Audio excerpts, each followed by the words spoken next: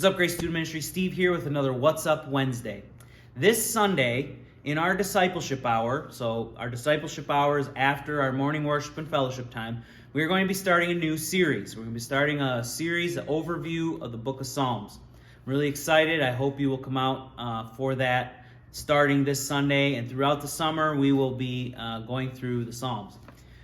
Listen, number two, the second thing I want to bring up is June 1st. We have our big summer kickoff.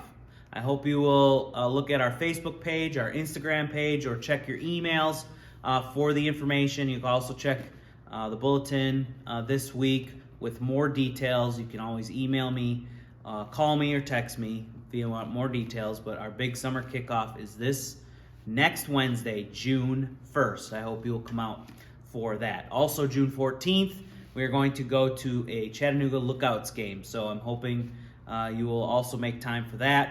Excited about the opportunities to meet with you with activities for the summer. Last week, I talked about shining like stars, and that's based off Philippians 2:15. So that you may be blameless and pure, children of God, who are faultless in a crooked and perverted generation, among whom you shine like stars in the world. I took the word star, and we're going to look at four things.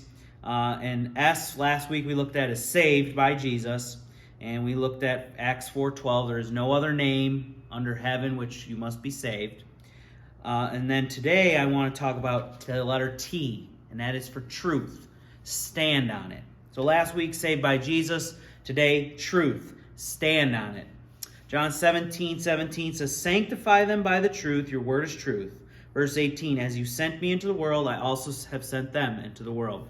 Jesus is praying for his disciples here, and he is wanting them to be sanctified by the truth.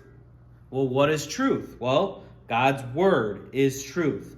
And how can you go and be sent into the world if you are not being sanctified, growing in truth? And so I just want to encourage you to be people of truth. Now, we live in a day and age where we want to live by our own truth. We've all heard that terminology, live your own truth, you do you, however you want to phrase it. But the truth of the matter is, at the end of the day, the end of our life, the only thing that matters is God's truth. And his truth tells us so many things. But how do we know what his truth is if we don't ever read his book, the Bible?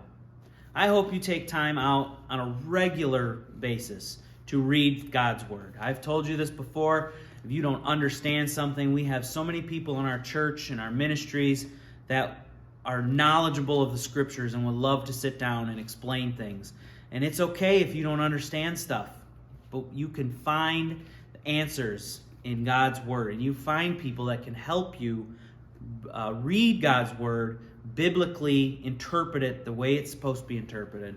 And it's just really a neat thing when you can dive into God's word for yourself and find out the truth that is in here. Because there may not be something specifically said about everything that you were facing in your life, but there are principles that we can take from God's word and apply them to our lives and all our situations that we're going through. And so I just want to encourage you, truth, stand on it. Not our own, but God's truth, his word. I hope that you will have a great rest of the week, and hopefully we'll see you on Sunday.